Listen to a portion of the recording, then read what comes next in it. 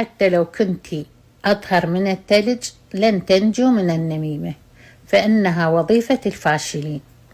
إذا كنتي تمشين خطوة لي قدام، امشي هسه 10 خطوات وكيديهم الفاشلين، ولا تسمعين كلام لهم ولا تخلينهم يفرضون رأيهم عليك، لأن هم ناس فاشلة، فلا تخلينهم يخربون حياتك ونفسيتك.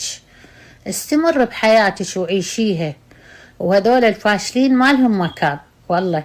خلي يروحون يصلحون نفسهم ويصيرون من الناجحين. ما يقدرون. ليش؟ لأن هم ناس مرضى نفسيا، مريضين حسد وحقد، أعوذ بالله.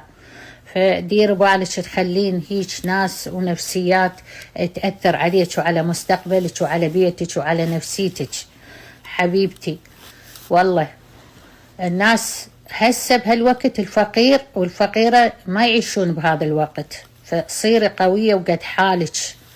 دير بالك تهزك كلام الفاشلين. ودمتم حبايب.